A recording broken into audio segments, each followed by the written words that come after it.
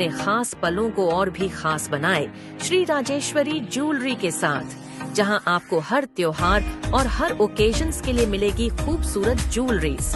तो आइए और सोने की चमक से अपने पलों को सजाइए।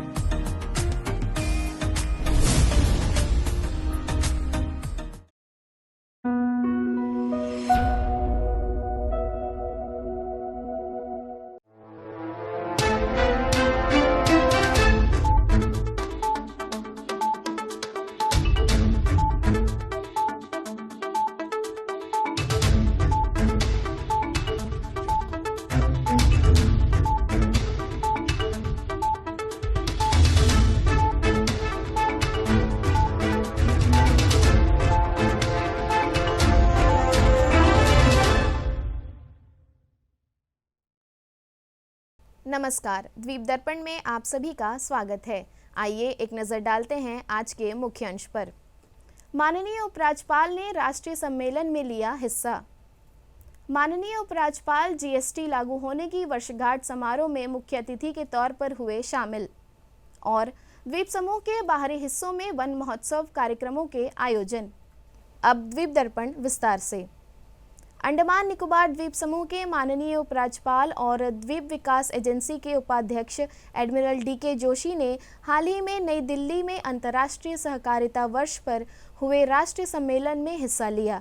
सम्मेलन में अपने विचार रखते हुए माननीय उपराज्यपाल ने निकोबार द्वीप समूह में आदिवासी विकास सहकारिता समिति की सफल कहानी के बारे में जानकारी दी। निकोबार द्वीप में निकोबारी समुदाय द्वारा वर्जिन नारियल तेल का उत्पादन किया जा रहा है, जिसे हाल ही में जीआई टैगिंग प्राप्त हुआ। उन्होंने माननीय प्रधानमंत्री द्वारा अपने मन की बात कार्यक्रम में निकोबारी समुदाय द्वारा उत्पादन किए जा रहे वर्जिन नारियल तेल की बात को शामिल करने के लिए उनका आभार व्यक्त किया। माननीय उपराज्यपाल ने अंडमान निकोबार द्वीप समूह को टूना क्लस्टर के तौर पर घोषित करने और सहकारिता क्षेत्र के माध्यम से मोटरीकृत मत्स्य नौका, यंत्रीकृत डीप सी ट्रायल्स, मत्स्य निर्यात और झींगा पालन जैसी गतिविधियों को बढ़ावा देने में मत्स्य पशुपालन और डेयरी मंत्रालय का आभार व्यक्त किया। उन्होंने श्री विजयपुरम में समुद्री उत्पादन निर्यात विकास एजेंसी को शुरू करने के लिए माननीय गृह मंत्री को धन्यवाद दिया। इससे दक्षिण पूर्व एशिया को मत्स्य और समुद्री उत्पादों का सीधा निर्यात किया जा सकेगा। अंडमान तथा निकोबार द्वीप समूह के माननीय उपराज्यपाल तथा द्वीप विकास एजेंसी के उपाध्यक्ष एडमिरल डीके जोशी ने कल कोलकाता में जीएसटी लागू होने की 8वीं वर्षगांठ के समारोह में मुख्य अतिथि के रूप में भाग लिया। सीजीएसटी कोलकाता क्षेत्र के प्रतिनिधित्व में पश्चिम बंगाल, सिक्किम और अंडमान तथा निकोबार द्वीप समूह शामिल है। अंडमान तथा निकोबार द्वीप समूह के माननीय उपराज्यपाल ने अधिकारियों एवं करदाताओं को प्रशस्ति पत्र प्रदान किए। अपने मुख्य भाषण में उपराज्यपाल ने इस बात पर जोर दिया कि जीएसटी ने कर के रूप में अपनी भूमिका को बखूबी निभाया है। यह भारत के सहकारी संवाद का प्रतीक बन गया है, आर्थिक समानता के लिए एक मंच है और औपचारिकता और विकास के लिए उत्प्रेरक है, जो भारत के माननीय प्रधानमंत्री नरेंद्र मोदी जी के दृष्टिकोण को दर्शाता है। उपराज्यपाल ने कहा कि जीएसटी सरदार वल्लभ भाई पटेल के एक भारत श्रेष्ठ भारत के सपने को साकार करने, एकीकृत और समृद्ध भारत को बढ़ावा देने और विकसित भारत को 5 ट्रिलियन अर्थव्यवस्था बनाने के दृष्टिकोण के लिए मार्ग प्रशस्त करने में एक मील का पत्थर है। 76वें वन महोत्सव समारोह के एक भाग के रूप में वन विभाग के डिगलीपुर डिवीजन में दुर्गापुर में मत्स्य अवतरण केंद्र में बड़े पैमाने पर वृक्षारोपण अभियान का आयोजन किया। इस कार्यक्रम में स्थानीय निवासियों, मछुआरा समुदायों, अधिकारियों और पंचायती राज संस्थाओं के सदस्यों ने पूरे क्षेत्र में पर्यावरण जागरूकता और पारिस्थितिकी बहाली को बढ़ावा देने के लिए सामूहिक प्रयास में सक्रिय भागीदारी की। इस अवसर पर डिगलीपुर के सहायक आयुक्त कमलेश्वर राव मुख्य अतिथि के रूप में उपस्थित थे। स्थानीय प्रशासन के प्रतिनिधियों, वन विभाग के कर्मचारियों और मछुआरा समुदाय के सदस्यों द्वारा पौधे रोपे गए। मुख्य अतिथि ने अंडमान और निकोबार द्वीप समूह की प्राकृतिक हरियाली को बनाए रखने में पर्यावरण और वन विभाग के निरंतर प्रयासों की प्रशंसा की। कार्यक्रम के दौरान अंडमान और निकोबार द्वीप समूह के उपराज्यपाल का संदेश सभा में पढ़ा गया। विभाग के अधिकारियों ने मिट्टी के कटाव को रोकने, वन जीवों का समर्थन करने और चरम मौसम की घटनाओं के प्रभावों को कम करने में पेड़ों के महत्व पर विस्तार से बताया। संभागीय वन अधिकारी ने द्वीप क्षेत्रों में संरक्षण की चुनौतियों के बारे में बात की, जहां बढ़ता पर्यटन और शहरी विस्तार अक्सर पारिस्थितिक प्राथमिकताओं के साथ संघर्ष करता है। स्कूलों में जागरूकता कार्यक्रम भी आयोजित किए जाएंगे। मध्य अंडमान के रंगत वन प्रभाग की ओर से कल वन महोत्सव का उद्घाटन समारोह रखा गया। वन प्रभाग की ओर से महाव्यापी वृक्षारोपण उत्सव का शुभारंभ भी किया गया। निम्बूतला के राजकीय माध्यमिक विद्यालय में आयोजित उद्घाटन समारोह और वृक्षारोपण कार्यक्रम में स्कूली विद्यार्थियों, शिक्षकों, PRI सदस्यों और कार्यालयों के प्रमुखों ने हिस्सा लिया। सांस्कृतिक कार्यक्रम विद्यार्थियों की ओर से प्रस्तुत किया गया। इसके बाद व्यापक वृक्षारोपण कार्यक्रम हुआ। मध्य अंडमान प्रभाग के प्रभागीय वन अधिकारी शिवशक्ति ने कार्यक्रम को संबोधित करते हुए वनों के महत्व पर जानकारी दी। इससे पहले ACFR बरखा ने स्वागत संबोधन प्रस्तुत किया। DFO ने कार्यक्रम में आए विशेष आमंत्रितों को मोमेंटो देकर सम्मानित किया। आइए अब लेते हैं एक छोटा सा अंतराल। অসময়ের বৃষ্টি, শিলাবৃষ্টি বা ঝড়ের চিন্তা সব ভুলে যাও, ফসল বীমা করাও, সুরক্ষা কবচ পাও, প্রাকৃতিক বিপর্যয় হোক বা কোনো দুর্ঘটনা, সেই সব চিন্তা থেকেও মুক্তি পাও। फसल बीमा हमने फसल बीमा योजना को अधिक प्रभावी बनाया, उसके दायरे में ज्यादा किसानों को लाए। এখনো পর্যন্ত 23 কোটির থেকে অধিক কৃষক আবেদন করে ফসলের ক্ষতিপূরণ পেয়েছেন। খরিফ ফসল বীমার জন্য শীঘ্র পঞ্জীকরণ করান। ব্যাংক শাখা, বীমা সংস্থা, জনসেবা কেন্দ্রের সাথে যোগাযোগ করুন অথবা www.emfby.gov.in এর মাধ্যমে অনলাইনে আবেদন করুন। কোম্পানির প্রতিনিধির সাহায্যে আপনি আপনার বাড়ি থেকে এই অ্যাপের মাধ্যমে বীমা করতে পারেন। ফসল বীমা সংক্রান্ত তথ্যের জন্য হেল্পলাইন নাম্বার 14447 এ কল করুন। फसल बीमा कराओ, सुरक्षा कवच पाओ।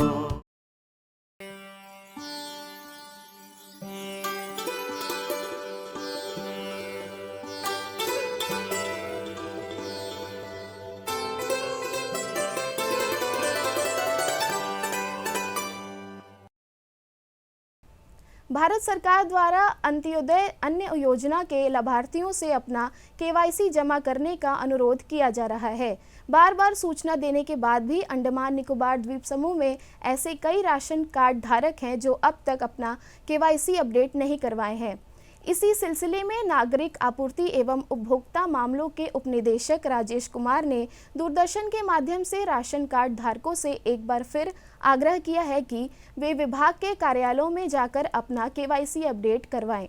मैं आपकी जानकारी में ये बता दूं कि जो नेशनल फूड सिक्योरिटी एक्ट लागू किया है भारत सरकार ने, जिसमें गरीब तबके के प्रायोरिटी हाउस होल्ड और अंत्योदय अन्न योजना के जो लाभार्थी है उनको मुफ्त में राशन दिया जाता है। इस सिलसिले में सरकार ने एक नई गाइडलाइंस दी है, एक लेटर भेजा है कि देखा गया है कि इसमें बहुत सा जो लाभार्थी है, बेनिफिशियरीज, अपना KYC नहीं कराया है, जो कि आवश्यक है।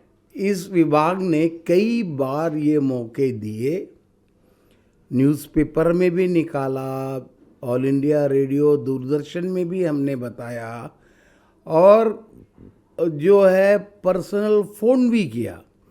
इसके बावजूद बहुत लोग ऐसे हैं, लगभग 1500, जो अपना KYC नहीं करा पाए, करा नहीं सके या फिर किसी और कारण से होगा। तो भारत सरकार के आदेश के बाद इन लोगों का जो राशन कार्ड है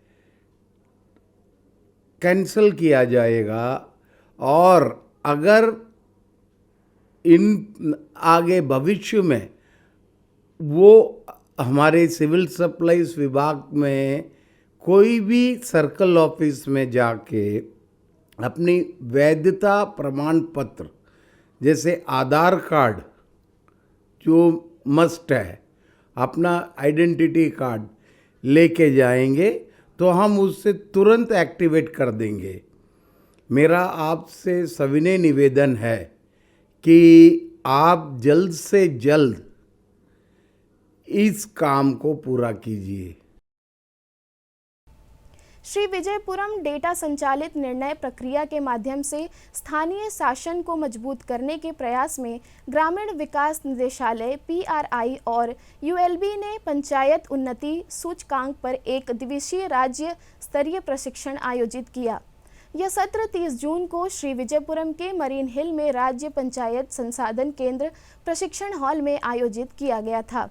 राष्ट्रीय ग्राम स्वराज अभियान के तहत आयोजित इस कार्यक्रम ने प्रतिभागियों को PAI ढांचे से परिचित कराया, जिसे सेवा वितरण और प्रशासन के महत्वपूर्ण क्षेत्रों में पंचायत के प्रदर्शन का आकलन और बेंचमार्क करने के लिए डिज़ाइन किया गया है। सहायक निदेशक KA प्रमिला ने सत्र का उद्घाटन किया और पंचायत में कामकाज को बेहतर बनाने में साक्ष्य आधारित मूल्यांकन के महत्व पर प्रकाश डाला। प्रशिक्षण में ब्लॉक विकास अधिकारी, पंचायत सचिव, विभिन्न लाइन विभागों के अधिकारी, RGSA टीम के सदस्य और ग्रामीण विकास विभाग के कर्मचारी शामिल हुए।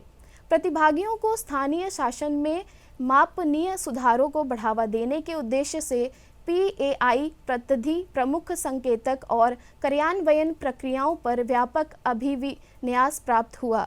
सत्र में 4 मास्टर ट्रेनरों द्वारा प्रस्तुतियां दी गईं, जिन्होंने PAI ढांचे को संचालित करने और इसे चल रही विकास प्राथमिकताओं के साथ संरेखित करने पर अंतर्दृष्टि साझा की। आइए अब लेते हैं एक छोटा सा अंतराल।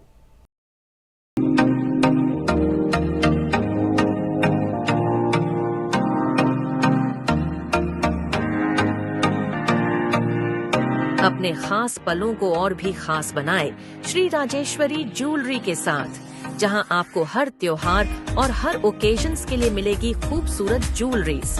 तो आइए और सोने की चमक से अपने पलों को सजाइए।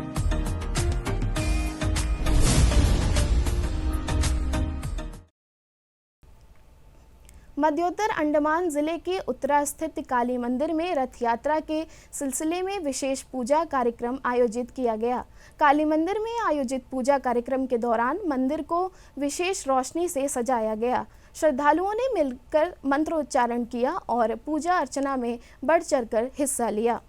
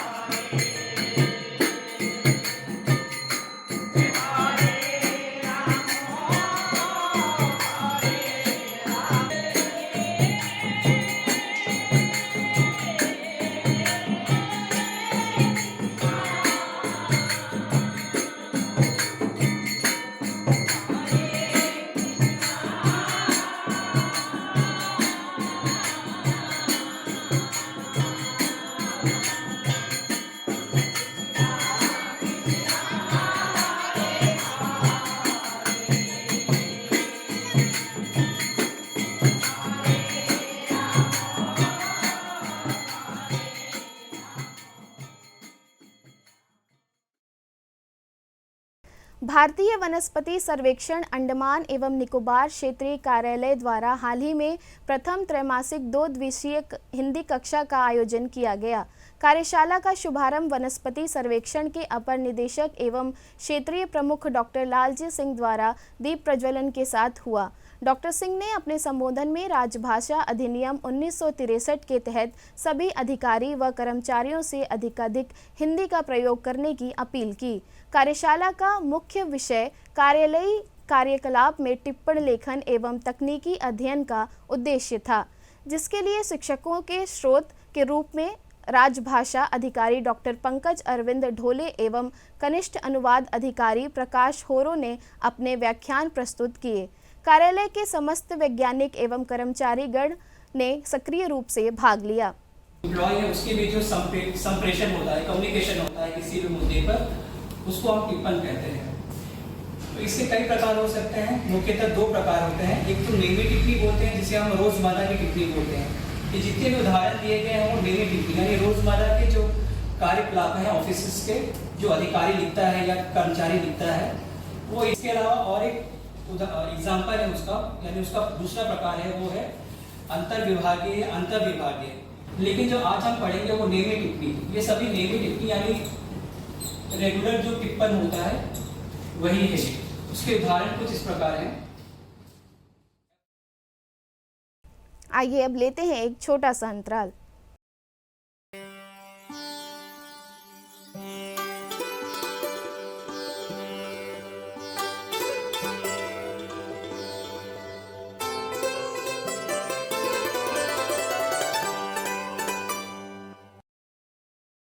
अंडमान और निकोबार प्रशासन ने चातम ब्रिज और बम्बू फ्लैट के बीच यात्रियों और वाहनों की सुगम आवाजाही के लिए नई फेरी सेवाओं की शुरुआत की घोषणा की है। नई व्यवस्था के तहत चातम से बम्बू फ्लैट और डंडस पॉइंट के बीच 2 पहिया वाहनों और पैदल यात्रियों के लिए विशेष फेरी सेवाएं संचालित की जाएंगी। इसके अलावा फिनिक्स बे जेट्टी से बम्बू फ्लैट जेट्टी तक एक अतिरिक्त वाहन फेरी सेवा भी शुरू की गई है, जो यात्रियों की सुविधाओं को बढ़ाएगी। यह सेवा DSS गेट नंबर 3 से संचालित होगी। नई फेरी सेवा के तहत फिनिक्स बे से बम्बू फ्लैट के लिए वाहन फेरी सवेरे 6 बजे, सवेरे 8 बजे, सवेरे 10 बजे, दिन में 12 बजे, दोपहर 2 बजे, शाम 4 बजे, शाम 6 बजे, रात 8 बजे उपलब्ध रहेगी। इसी प्रकार यह सेवा बम्बू फ्लैट से फिनिक्स बे के लिए सवेरे 7 बजे, सवेरे 9 बजे, दिन में 11 बजे, दोपहर 1 बजे, दोपहर 3 बजे, शाम 5 बजे और शाम 7 बजे रहेगी। एम्बुलेंस, फायर टेंडर, वैन और अन्य आपातकालीन सेवा वाहन भी इस सुविधा का लाभ उठा सकेंगे। नई व्यवस्था तत्काल प्रभाव से लागू कर दी गई है। दक्षिण अंडमान के अतिरिक्त पुलिस अधीक्षक, यातायात पुलिस और अन्य संबंधित अधिकारियों को इस व्यवस्था को लागू करने और आवश्यक कार्रवाई करने के लिए निर्देशित किया गया है। DSS गेट नंबर 3 पर वाहनों की आवाजाही को नियंत्रित करने के लिए विशेष इंतजाम किए गए हैं। यह कदम क्षेत्र में परिवहन सुविधाओं को बेहतर बनाने और लोगों की सुविधा के लिए उठाया गया है। श्री विजयपुरम के राजकीय मॉडल वरिष्ठ माध्यमिक विद्यालय की एल्यूमिनी एसोसिएशन ने अपना पुनः पंजीकरण करवाया है। अब यह एसोसिएशन ने पंजीकरण संख्या के साथ सोसाइटी रजिस्ट्रेशन एक्ट के तहत आधिकारिक रूप से पंजीकृत हो गई है। इस संगठन का मकसद स्कूल समुदाय और पूर्व छात्रों के बीच सार्थक संबंधों को बढ़ावा देना है। एसोसिएशन की ओर से जल्द ही करियर मार्गदर्शन और नेटवर्किंग के लिए गतिविधियां शुरू करने जा रही है, जिसके लिए गूगल फॉर्म साझा किया जाएगा। एसोसिएशन ने स्कूल के पूर्व छात्रों से अनुरोध किया है कि वे इस जानकारी को अपने व्हाट्सएप ग्रुप और अन्य सोशल मीडिया प्लेटफॉर्म पर साझा करें, ताकि अधिक से अधिक सदस्यता प्राप्त की जा सके। अंत में मुख्य अंश एक बार फिर। माननीय उपराज्यपाल ने राष्ट्रीय सम्मेलन में लिया हिस्सा। माननीय उपराज्यपाल GST लागू होने की वर्षगांठ समारोह में मुख्य अतिथि के तौर पर हुए शामिल। और द्वीप समूह के बाहरी हिस्सों में वन महोत्सव कार्यक्रमों के आयोजन। इसी के साथ ही आज का यह द्वीप दर्पण कार्यक्रम यहीं पर समाप्त होता है। नमस्कार।